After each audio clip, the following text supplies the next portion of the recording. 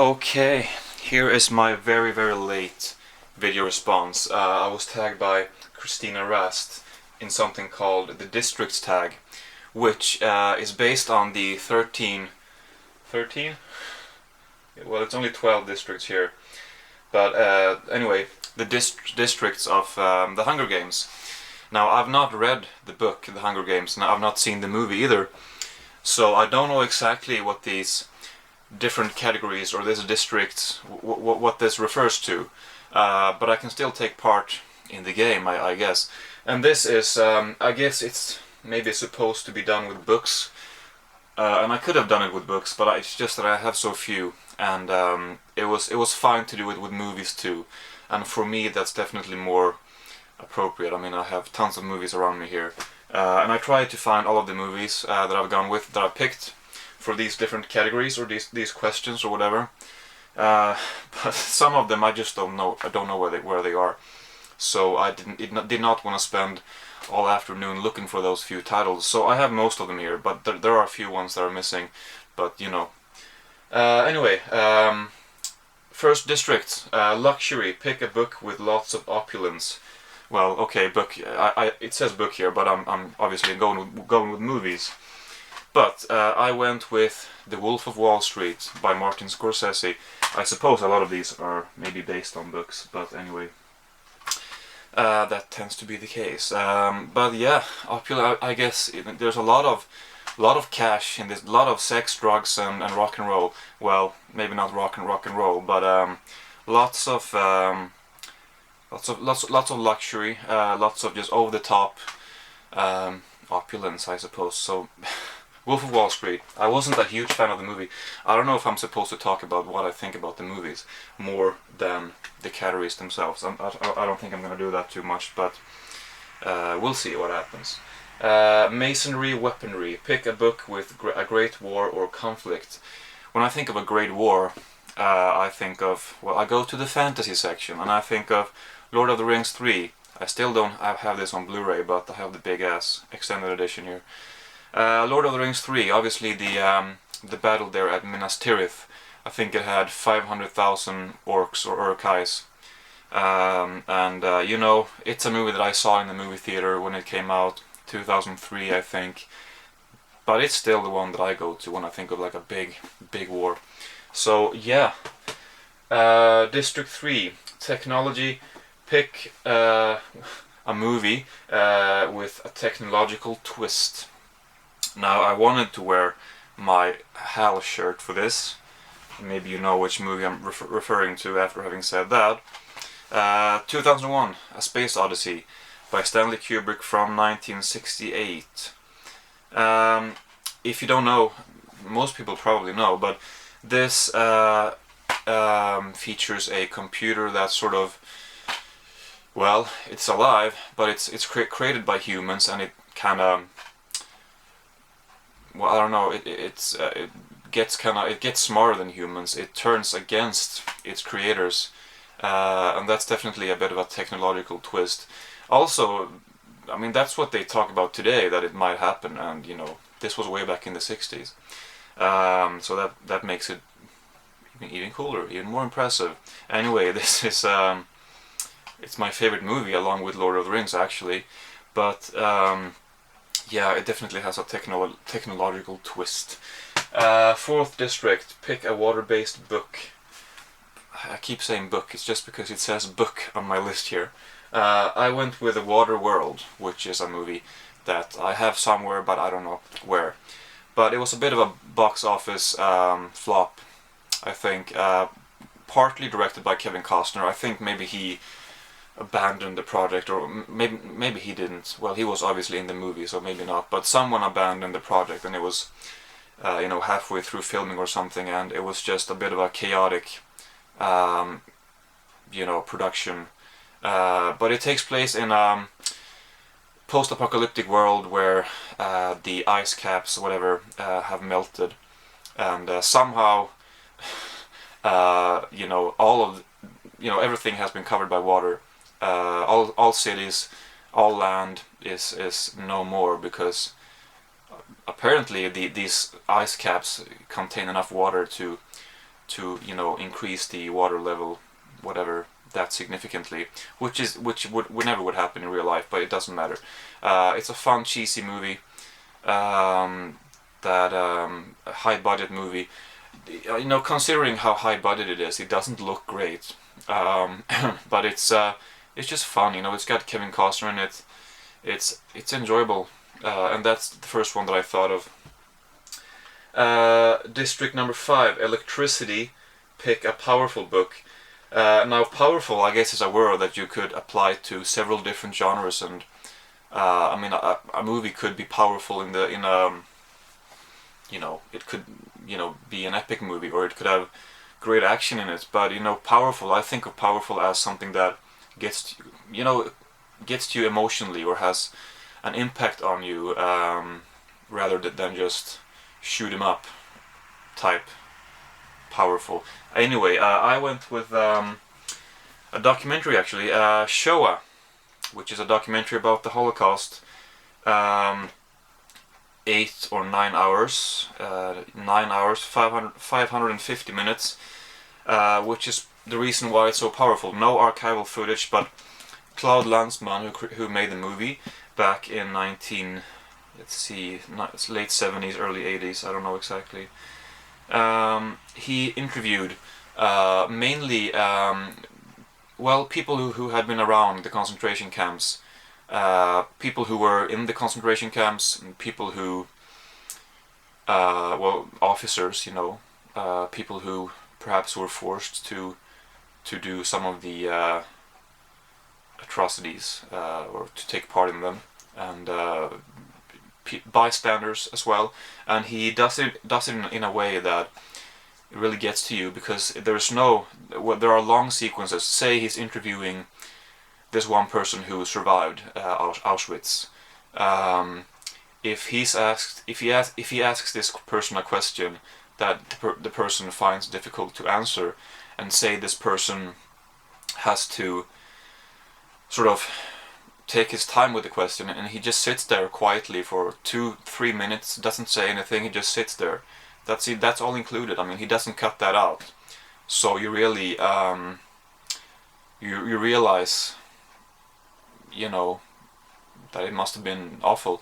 And I mean, it's just, I'd say it's a powerful film. I mean, it's a long film, and I don't know if it would be considered boring by some people. I obviously don't think it's boring, but it's long, and it's tough to watch at times, and it is maybe emotionally draining in a sense, but powerful for sure. The next one is actually no, actually I have one first. District 6, Transportation. Pick a book that takes place, god damn it, a movie that takes place in many locations. Well, the book does as well, and maybe the book would have been a better choice, but I went with Around the World in 80 Days. Oh, and by the way, well, actually, I can come to that later. I was gonna mention something, but I'll come to that. I'll get to that later. Around the World in 80 Days is obviously, well, it's about Phileas Fogg and his trusty Passport 2 going around the world, you know, circling the globe. So obviously they are in quite a few different locations, and there are a few different films of this. There's one from the 50s, I think 50s, 56 maybe, I'm not sure. I haven't seen that. The one that I'm thinking about actually is the one, it's actually a miniseries with Pierce Brosnan and Eric Idle as Passport 2, which I saw way back, and that I have on DVD somewhere, but I don't know where. But I really enjoy that one, and it's you know, it follows the story of the book. And then there's this one with Jackie Chan too, and I think Steve Coogan, which was kind of fun, but I prefer the Pierce Brosnan version, which maybe is not supposed to be great either, but I like that one. Now the next one, another documentary, District 7, Lumber. Pick a book with manual labor. This documentary is pretty perfect for this category, this district. It's a documentary, kind of obscure. I haven't really heard anyone talking about it, but it's great. It's great. It's called Working Man's Death. And if I'll just read from IMDb, It says a documentary on the extremes to which workers will go to earn a living. So you have people working in mines, kind of crouching down, working in mines. You know, roof could fall down at any moment, I suppose. And there's this segment in this with a big ass ship at a, I don't know what they're called, these ships that they're not to be used anymore. They're kind of left at this dock or whatever, and at this one place, I don't know where, but people just kind of dismantle them, or they take them apart, and it's epic actually because, well, I don't know if I can explain this. There's this huge ship, cargo ship, I guess, and there's one of the metal walls or whatever on the ship is the workers, they sort of lose that, or they dismantle that, and they shove it, or they push it out into the ocean, and the camera is located, or is situated, whatever, is placed far away from the ship, so you just see this huge metal wall or metal part of the ship falling down, creating big splash or whatever in the ocean. Anyway, and then, you know, it has several different segments about manual labor. Sulfur gatherers in Indonesia work around an active volcano. So yeah, a few different segments about people, like I said, going to extremes to earn a living, and it's pretty fascinating. I would not want to work in any of those jobs with any of those things, but yeah. Let's see what the next one is. Textiles. Pick a book with amazing clothes. You know, I had to cheat. I had this time, because I said before I was gonna say something, and then I said actually I'll wait with that. What I was gonna say was that I tried to think of all of these without kind of cheating, without looking at my movies. I just kind of thought about the different titles, and the one that came to mind first that made sense I went with. This one I had to cheat with because amazing clothes. I think I said book again, but never mind. I don't really notice the clothes. I mean, amazing clothes is not normally something that I would pay attention to in a movie. So I just had to take a look at my collection, see if one title stood out as far as clothes went. And I don't know, this is an interesting choice for sure. It's a horror movie. I went with Hellraiser. I don't know if you could say that it has amazing clothes, but the costumes and whatever these Cenobites are wearing, actually I have one here that I've had for years, a figure. I just think whatever they wear looks rather cool. And of course there's Pinhead too. I only have one figure. But if you search for Cenobites, Hellraiser, whatever on Google, I'm sure you'll find a bunch of them. And I don't know, I just think that they look good. I mean, it's a great element in the horror movie, or a great, well, one of the things that makes this movie good and scary. You know, the Cenobites and how they look and what they're wearing as well. But anyway, I couldn't think of anything else. District 9, Grain. Pick a movie where book is hard. Pick a movie where food is hard to come by. Well, this time the book would have been a better choice because I haven't seen the movie, but I read the book recently, and it's called Hunger by Knut Hamsun, a Norwegian writer who wrote this book in the late 19th century. And then he went on during World War I and II to be a Nazi sympathizer and meeting with Hitler and Goebbels and Himmler or whatever, I don't know. So, you know, I don't know. That's, you know, he had some, I suppose you could say some questionable political views, but he wrote a good book in the late 19th century, way before that. That is basically about a man. There is a movie of it from the 60s with Per Oscarsson, who is a Swedish actor, who died tragically in a house fire a few years ago. But anyway, I'm just getting off topic. The book is about this man who, well, he has a tough life. He's a writer, but he can't seem to get a whole lot of work, or his articles, well, he has a hard time getting them published, and maybe especially he has a hard time getting them done, finding inspiration and whatever. And he just, the whole book, because this time I'll talk about the book, the whole book is mainly about just him trying to find food, trying to deal with his intense hunger. So I definitely say that food is hard to come by for him. But yeah, I would not have picked it if it wasn't for the fact that there is a movie, which I want to see. I think it's on YouTube. It has been on YouTube before, and I've seen like a clip from it, but I haven't seen the whole thing. But I would like to. Let's see which one the next is. District 10, Livestock. Pick a book with an animal in it.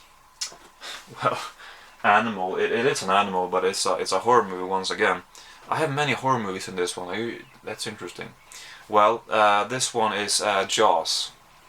I don't think I need to explain too much. It's got a big ass shark in it, or well, yeah, a pretty big shark.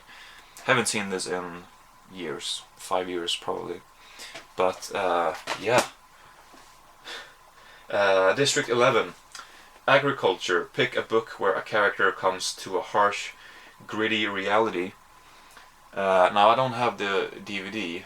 I'm not gonna bring it down, but I have the poster up there. And this might be a strange choice, well, maybe not, but it's my interpretation of the question.